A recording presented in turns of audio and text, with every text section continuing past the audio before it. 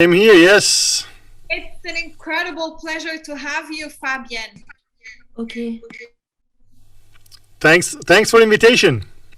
Thank you. I know you are a little bit sick. I think you ate something, or maybe you overate last night.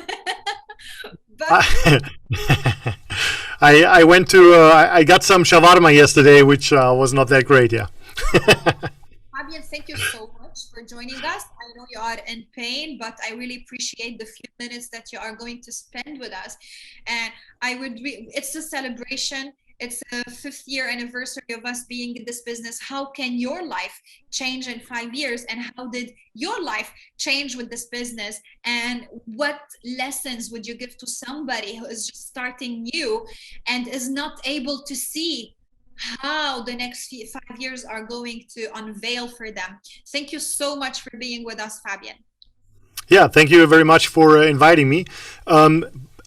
Can you see me full screen because I still see my keynote page here. I can not see myself full screen for some reason.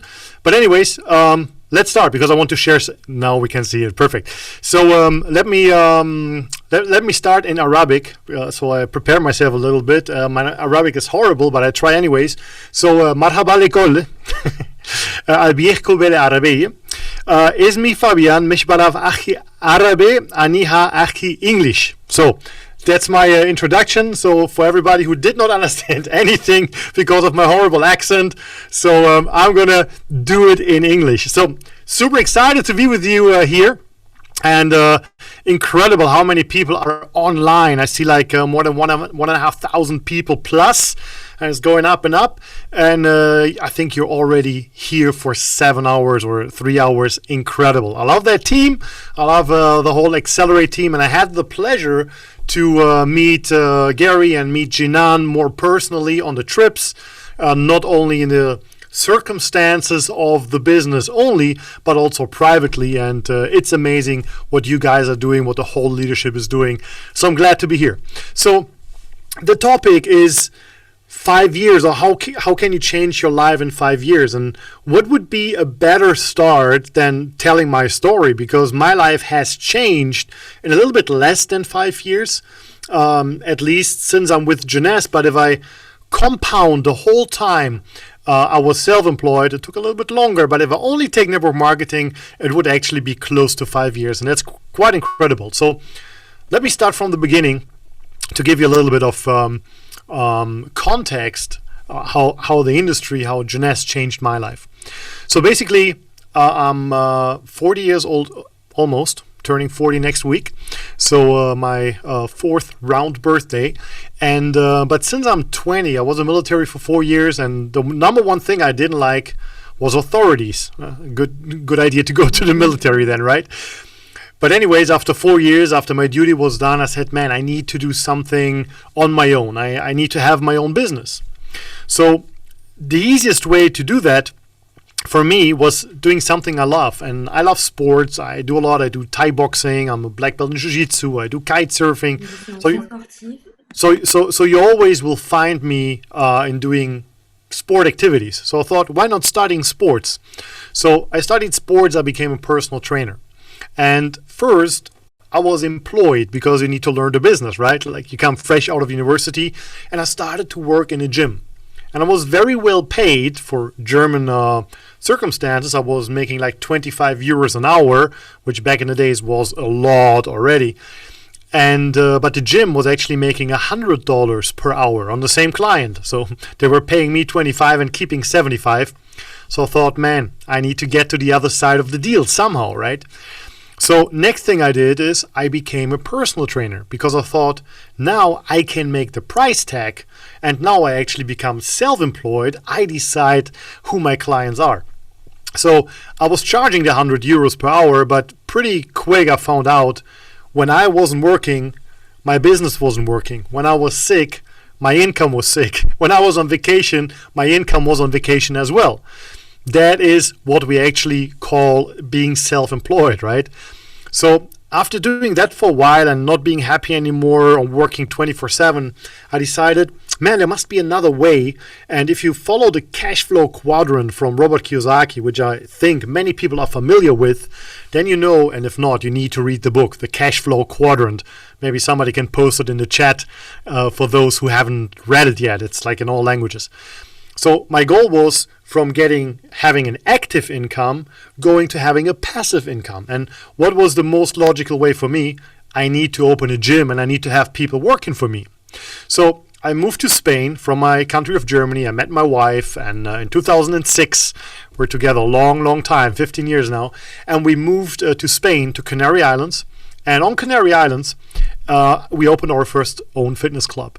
And I brought you a few pictures today because I always tell that story also on the big stages, but I never really show pictures. So I quickly, before I came on here, looked around if I find something. So you see me actually being 23 years old with some of my clients in my gym. Okay, so that was what I've done.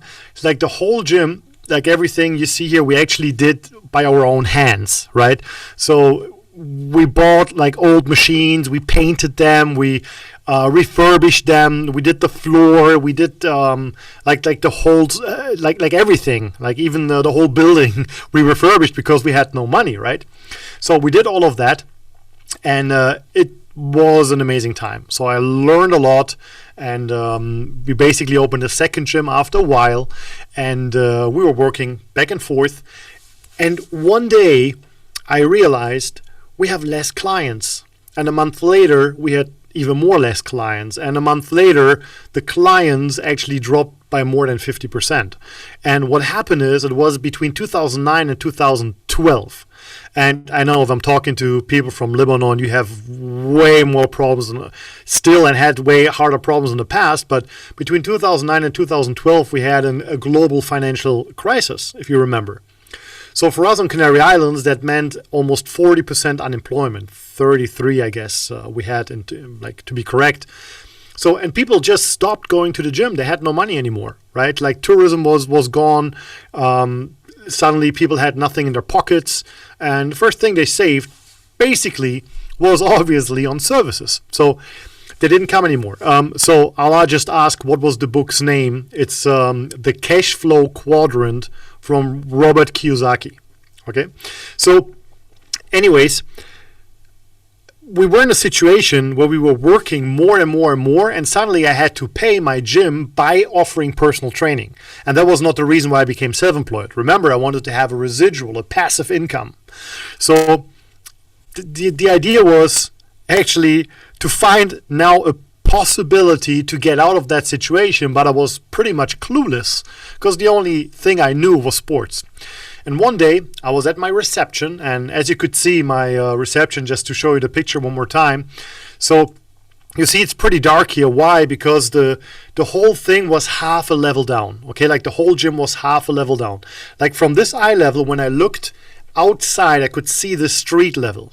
So one day I'm standing there at the reception at exactly that point that you can see here, okay, and I'm looking outside, and what I see is a Mercedes SL 500 parking right in front of the gym. And guys, I'm talking about like 13 years ago, okay? A Mercedes SL 500 was an amazing car. I mean, it still is today, but it was like super expensive. And additionally, nobody used a car like that, specifically on an island, right, where we lived. So, and I had something what's called belief system, and you might have heard of it. Yeah, a belief system is something that is actually nothing we make up, that is something we take from our parents or grandparents, and we just think that is reality. So my belief system, if somebody has a car like that, it must be a very old person, maybe had businesses all their life, now retiring, maybe having a Rolex or a golden chain, or if it's a lady having a nice dress on or whatever, like being business. So, and the door opens, and I expect that old person coming out, but instead I see a 25-year-old Indian-born guy with blue jeans, white sneakers, and a white t-shirt coming out of the car. Nothing fancy, no fancy watches, no chains, like super sporty, coming down to reception and asking me, "Hey, are you Fabian?" So my belief system didn't work the first time, so my second thought was, maybe he's a drug dealer. So how can you make so much money if you're that young? Because he was like 25, right? So And he says, "Are you Fabian?" I said, "Depends who asks." How can I help you? And it turned out he wanted to buy personal training. And so in sales, and you might know that most of us are salespeople, right? So you always offer 3 packages if you have the possibility. A big one, which is your benchmark, then you have a middle one, and then you have a small one. And the big package I had was 5,000 euros. Nobody ever has bought that package. But that was my benchmark. If I start high, people tend to take the middle because the low was very low. So it was 5,000, 2,000, and 1,000 packages, paying up front. So again, nobody ever bought the 5,000, so I was already prepared. I'm explaining, listen, this is the best package. You get the best quality and everything. And then he says, okay, I take it. I was like, wait a second. Let me congratulate you. That is what everybody takes. So he was the first one ever who actually got it. But that was so impressive that this guy actually takes out his credit card and he pays 5,000 euros up front. I never had that. But now what then happened, that one, I have to say, changed my life. So this guy, his name was Pradep, this guy actually says, when do you think it's good to train? I say, you tell me, what's the best time for you? And he says, I don't care, I am flexible. Me working 16 hours in the gym, making it somehow surviving, okay? And there's this guy, 25 years old, and he has money and he has time. I knew people who had a lot of time, but usually they have no money. I knew people who have money but no time, but somebody who has money and time was the first time ever I met a person like that. Specifically, he was younger than me. So as a personal trainer, I was working with him for almost 2 months before I actually decided, man, there's the number one rule in success. If you want to go somewhere, you have to ask someone who's already there, who is willing to tell you how to get there. And that's called a mentor, right? Why would I try to reinvent the wheel? And there's a very, very important tip, guys. Network marketing is the best industry ever. You can ask your uplines how they got to where they are. They will give you all the secrets. Actually, there are no secrets. But anyways, you know what I mean. They give you the path. They tell you exactly how to get there.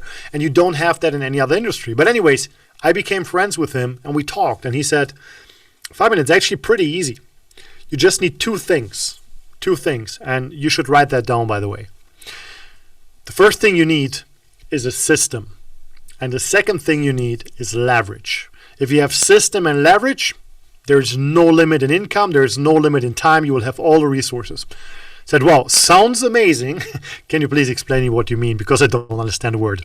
So, and he said, okay, let's make it super simple. Would you like to stack burgers in a McDonald's? I said, I would do it. I mean, if I need money, if I need a job, I'm not picky. I would do anything if it's a good paid job, right? But I wouldn't do it for life. And he said, okay, I get that. But would you like to own a McDonald's?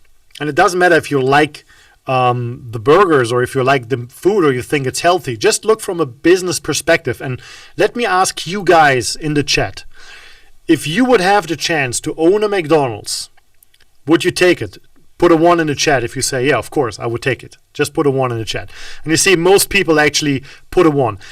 But the truth is, right now, we would need to have like 1,500 times a 1.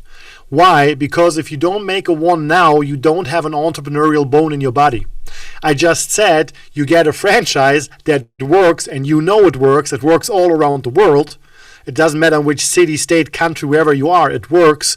And I ask you, would you get it? And if you say no, then something is missing, right? Just talking from the business perspective. So, okay, one more question. That's what he asked me then. And he said, so if you would like to own 1, I get that, amazing. But would you like to own 10, 20, or 30 branches? Type a 2 if you would say, okay, 10, 20, or 30 branches would be amazing. Obviously, and this is system and leverage. System is the burger, right? If you have never seen the movie The Founder, which is about the founder of McDonald's, you should definitely see that. It's a very entrepreneurial movie. And it shows how he invented McDonald's, right? How he invented the system, how to speed up to produce a burger. And the burger is the same all around the world. It doesn't matter where you eat it. But the system means you are not stacking the burger yourself anymore. You teach the system to someone else. And when that person learns the system, they can apply the system, and you will be paid on the overall revenue. Does it make sense? Does it sound familiar to network marketing, to what we do? We teach a system, and everybody's happy working the system. And those of us who say, hey, I want to grow bigger, I want to grow a network, and I want to have the branches, you start building a network. At the end, there's always a product sold, right? The only way to make money on our planet Earth, by the way, is trading. You trade a service or you trade a product for a token. A token is nothing else than money. Why do I say token? Because in the future we might have cryptocurrency, who knows, right? Before it was gold, so the token is changing, but it will always be a service or a product, the only way to make money, right? So it is always, the base is always the product. So I loved that idea, so I asked him, what would you advise me to do? And he actually had a franchise. He built a franchise when he was 19 years old. He came from an entrepreneurial family, had a little bit of advantage, and just by growing up with entrepreneurs. And he was Indian born, right? Growing up in Canary Islands. And he had one of those fancy stores. And if you have ever been to Southern Europe, you have seen those stores like the, how you call them, the jewelry, the fake jewelry stores, right? Those Indian stores, they're everywhere on the beach, and they have 70% off only today, but the whole sign is rusty because you know it's hanging there since 20 years. You know what I'm talking about? So these are so these are the signs. If Jinan is coming on, or maybe over time already, am I how much time do I have? I don't even know. 2 minutes. 2 minutes. Okay, perfect. Then I'm going to speed up a little bit. But there were so many learnings in my journey. I just wanted to share to get the 5-year journey through. So basically, he taught me that I need system and leverage, and I need to find something that has this advantage of system and leverage. And I looked around. Franchise was great, but what I actually found was direct sales, aka network marketing. I signed up myself, okay? So I found my sponsor, Daniel Fire. So I found him by searching for a mentor who can actually teach me. And that was 2014. I started with a different company called Monavi, and it didn't work out very well, I can tell you that. I show you a picture quickly. So we sold our gyms. We went back to Germany, and in Germany, actually, I wanted to pick up the money for the gyms, and I never got paid. So we were completely broke. Moved in my grandmother's house. If I'm a little bit too loud, I can turn down a little bit here. Sorry for that. So, and I moved in my grandmother's house on 30 square meters. The only car I could ride, and that's now 8 years ago, was this one. Was a Peugeot 206, and it had a huge Hello Kitty patch on the back. Okay, so that was the only car I could afford. I paid 600 euros for it, and I was going to the meetings with that car. I was actually building my whole business until I was a Ruby director. I had that fancy car, right? And like a year later, I actually took a job again, and I was really frustrated because it didn't go like straight up as I hoped it would go. Jeunesse came into our lives, and that was the 1st of June 2015, and I could talk 2 more hours of all the obstacles we had. And I know you had many obstacles in Lebanon or around the world, but we all have obstacles, and depending where you actually live, obstacles are different depending on the country, but we all have them and we all had them, and you just need to keep working your dream. And after 17 months with Jeunesse, we became Diamond. And I was asked on stage, and they asked me, hey, how long did it take you to become Diamond? And they wanted me to say 17 months, right? But my answer was 36 years. Because everything I did in my life brought me to that point. I was an entrepreneur. I had some experience in network marketing before. I worked 1.5 years with Monavi before actually Jeunesse came. So it was a long journey. But the question is, what was it worth it? And I told you in the beginning, if I take the whole 5 years, exactly 4 years after starting with Jeunesse, I moved to Dubai. We moved in a big villa. We had a pool. We had nice cars, like everything we We always wanted like monetary, and then we realized money is amazing. It's the first step, but it's much better giving back.